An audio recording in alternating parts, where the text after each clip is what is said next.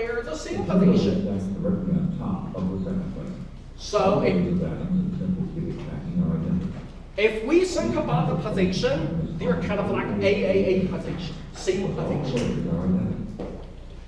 Okay. Unit cell button to see the smallest repeating unit in a crystal lattice, which is called the unit cell. Okay, so when we consider the occupation of the space, okay, the first thing you need to know is how many atoms are contained in the unit cell, right? You need to know how to draw the unit cell, right? So unit cell, you can think about, okay, so they must be composed of the 8 atoms, right? But it's not that way, okay? So take a look. The smallest repeating unit of a crystal lattice is called the unit cell. The unit cell of a simple cubic package structure is a simple cubic unit cell. Now, let's see how many atoms are contained within one simple cubic unit cell. A corner atom, or sphere, is shared by 8 unit cells. Thus, only 1/8 of a corner atom lies within a given unit cell. In a simple cubic unit cell, there are 8 corners, each of which has 1/8 of an atom, which gives 1 net sphere or atom per unit cell.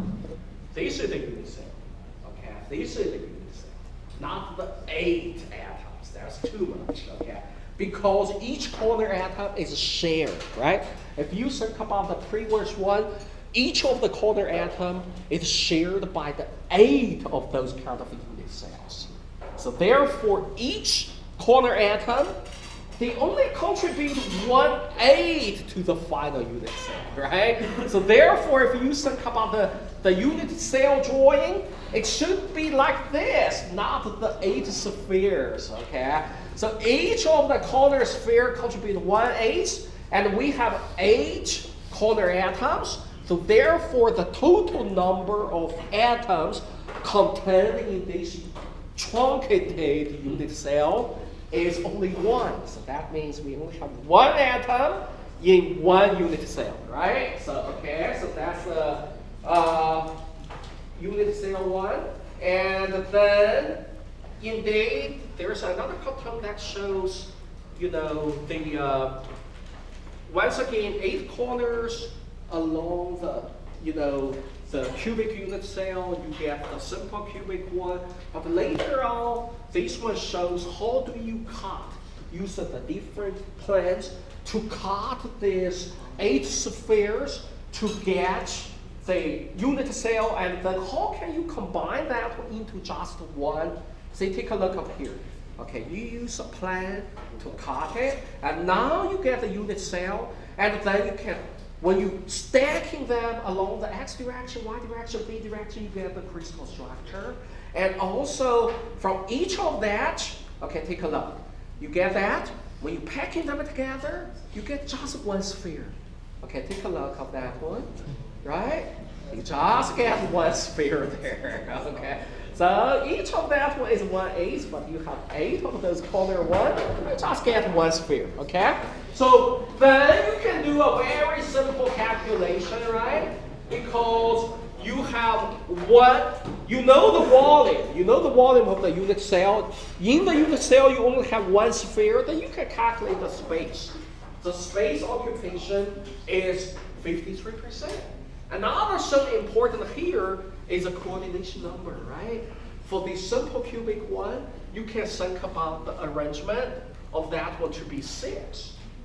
Okay, and then you know, we don't need to do more. And then Simpson, if you think about the body center, or we call that body center cubic or BCC structure, each of the corner atom contribute to how much to the unit cell here? 1/8. Okay, so that means 1/8 of that, and you have 8 of the corner atoms, so that means the 8 corner atoms contribute only 1 atom to the unit cell, right? And don't forget, you have the center one. Center one does not share with any other unit cell, so the center atom only belongs to the unit cell.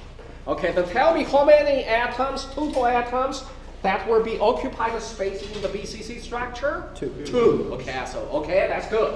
We have two structure, and then after truncate the BCC structure, you get this, okay? The 8 corner atoms, remember when you wrap that one, you get 1, you have the center one. So we have 2 atoms in the BCC structure. We get here already, right? And now the sum is, this is important, okay? In the first quiz, I must give you one problem like that, okay? That one tests your kind of like a geometrical thinking, okay? So think about that one. The center one contact immediately with the 8 corner atoms, right? So that means this is the corner one, this is the corner one. If we think about the diagonal of this cubic cell, this corner sphere contact with the center sphere, contact with another corner one. But don't forget, the corner ones are not contacting with each other. Okay, they are separated, right? This one does not contact that. This one does not contact with the other one, right? Okay, so by that means from this one we can get the BCC structure that we can know. Suppose the lattice or the length of the cubic cell. This is the cube, okay? Cube, the length is A. This is the A, this is the A. The diagonal of the bottom plane is what? Square root 2A, right? Because A, square root 2A. Square root 2A, this one is A again. What's the length of the diagonal of the cube? Square root 3A, right? Because A squared plus the 2A squared equals to 3A squared. And then square root of that one, this length, this diagonal, equals to square root 3A, right? That's easy, right? That's quite easy, okay? And this 3A equals to what? This square root 3A equals to one radius, one radius, one radius, one radius. So 4 radius of the sphere, right? So therefore, you get this relationship.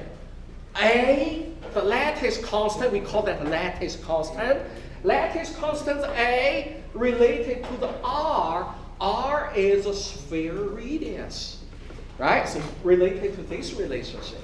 You need to know how to do that, okay? You need to draw these kind of pictures and know which spheres are contacting each other, and then using the geometrical calculation to relate the lattice constant to the radius or to the diameter of the atoms.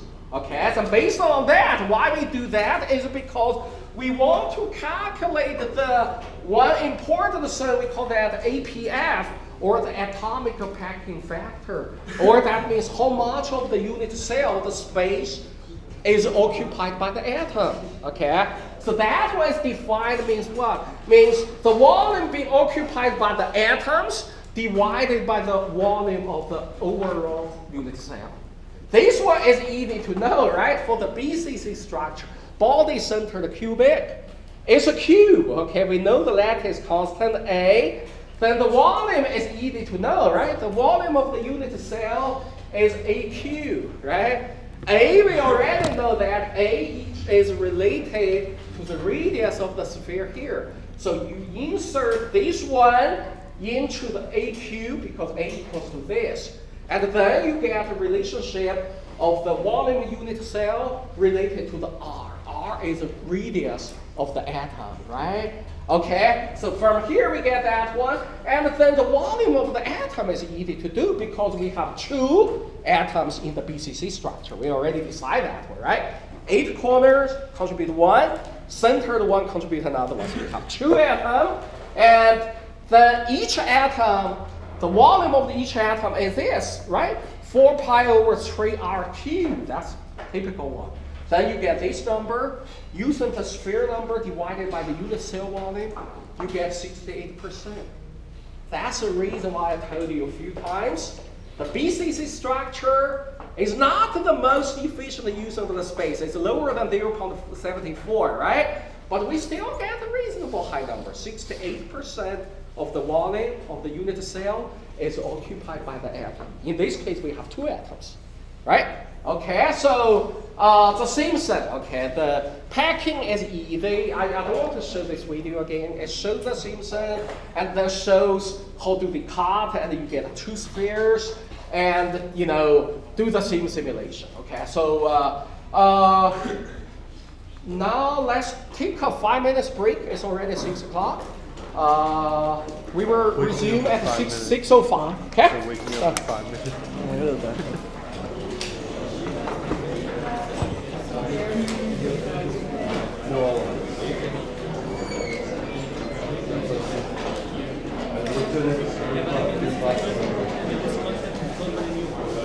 Three semesters.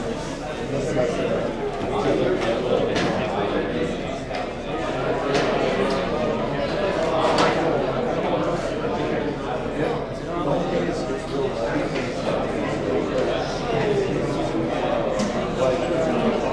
When you start getting into like